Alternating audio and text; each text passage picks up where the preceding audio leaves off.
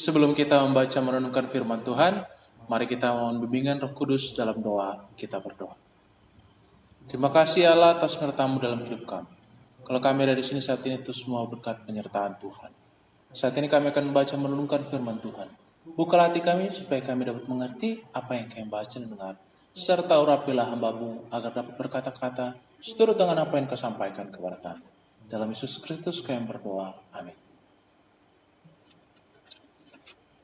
Pembacaan kita pada pagi hari ini terambil dari Kisah Para Rasul pasal 9 ayat 32 sampai 35. Kisah Para Rasul pasal 9 ayat 32 sampai 35 yang menyatakan, pada waktu itu Petrus berjalan keliling mengadakan kunjungan kemana-mana. Dalam perjalanan itu, ia singgah juga kepada orang-orang kudus yang di Lida. Di situ didapatinya seorang bernama Eneas, yang telah 8 tahun terbaring di tempat tidur karena lumpuh.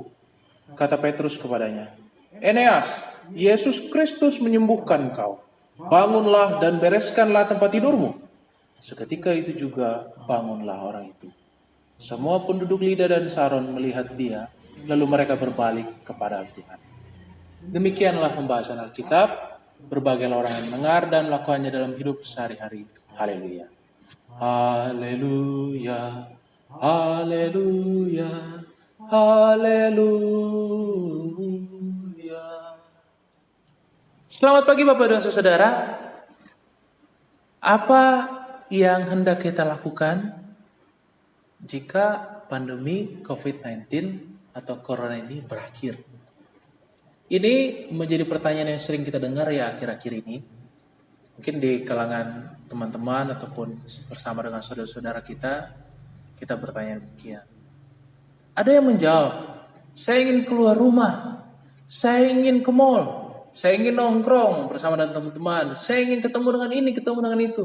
Ada juga yang jawab, saya ingin kerja, cari uang. Ada juga yang mungkin menjawab, saya ingin ke gereja.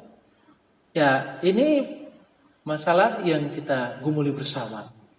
Dan khususnya bagi para pendeta seperti saya, ingin sekali untuk bisa memimpin ibadah secara komunal bersama-sama dengan jemaat di gereja. Tapi saya penasaran dengan jawaban dari Bapak Ibu dan Saudara. Mungkin bisa bantu jawab ya di kolom komentar di bawah. Bapak dan Saudara, pada pembacaan kita pada pagi hari ini, kita mendapati Eneas, seorang yang lumpuh dan hanya terbaring di tempat tidur, disembuhkan oleh Petrus. Karena kelumpuhannya, kita bisa menduga bahwa sebenarnya saudara-saudaranya juga udah merelakan keadaannya. Ya sudah 8 tahun kan dia lumpuhnya. Jadi ya mungkin aja, bahkan mungkin Eneas sendiri udah hopeless. Udah gak perlu lagi. Keluarganya juga demikian ataupun teman-temannya juga demikian. Makanya dia kegiatannya sehari-hari hanya terbaring saja, tidur saja. Tapi suatu ketika Rasul Petrus datang dan menyampaikan beberapa buah kata sehingga membuat Eneas sembuh. Apa yang menarik dalam bacaan kita pada pagi hari ini adalah bahwa Petrus menggunakan kuasa Yesus Kristus. Bahkan dia mengatakan, Yesus Kristus menyembuhkan engkau. Maka dengan seketika itu juga bangkitlah dari tempat tidurnya. Kalau dari tafsiran yang saya baca, maksudnya suruh angkat tempat tidur itu, membereskan tempat tidur supaya bisa digunakan untuk dia bisa tidur, bukan untuk keadaan yang sakit. Bapak Ibu dan Saudara, memang tidak dijelaskan mengapa Petrus memilih Eneas untuk disembuhkan. Dan tidak diketahui juga apa sih sebenarnya sakitnya si Eneas itu yang menyebabkan dia lumpuh selama 8 tahun. Akan tetapi melalui peristiwa kesembuhan Eneas ini, kita melihat di ayat yang ke-35, yaitu orang-orang yang ada di Lida semuanya, ya ini semua ini maksudnya banyak sekali ya. Orang yang ada di Lida, banyak sekali orang yang ada di Lida berbalik kembali kepada Kristus. menjadi orang yang percaya. Ini suatu hal yang merupakan mukjizat. Hal yang di luar dari nalar, di luar dari jangkauan pikiran manusia. Tapi kalau kita renungkan bersama, ini mungkin yang kita idam-idamkan. Mungkin ada juga ya dari kita yang ingin sekali supaya pandemi ini segera berakhir. Ini mukjizat besar bagi kita.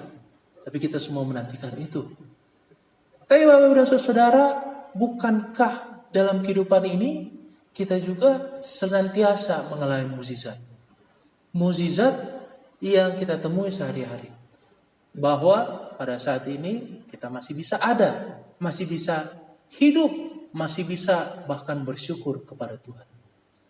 Kesembuhan Eneas dari kelumpuhannya membuktikan bahwa Kristus yang bangkit itu dapat membangkitkan pula orang yang lain. Nah, maka dari kesembuhan itu, kelumpuhan apa yang tidak bisa dibangkitkan oleh Kristus?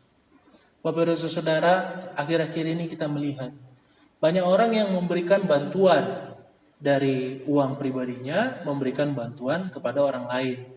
Dan khususnya orang-orang yang terdampak dari pandemi Corona ini. Inilah yang menjadi kebangkitan kemanusiaan. Ini yang harus kita ikuti bersama. Bagaimana kita mau menyisihkan sebagian dari uang kita, harta kita untuk orang lain.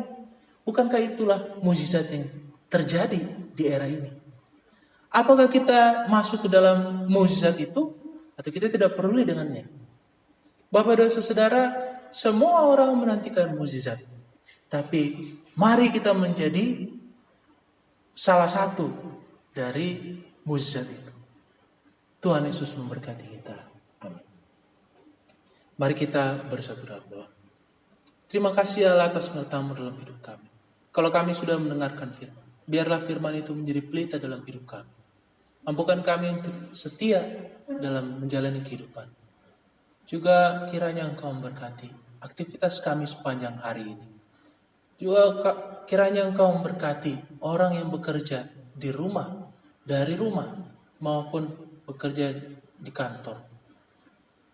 Berikanlah kami berkat, kesehatan, kekuatan. Mampukan juga kami untuk terus bersyukur dalam setiap keadaan yang kami alami. Terima kasih Tuhan. Dalam Yesus kami berdoa. Amin.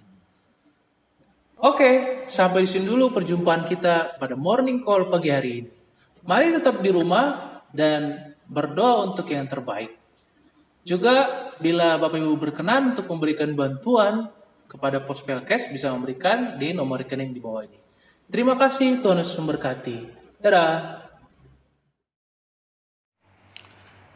GPIB bergerak, demikian moto yang diambil oleh Satgas GPIB Sinodal.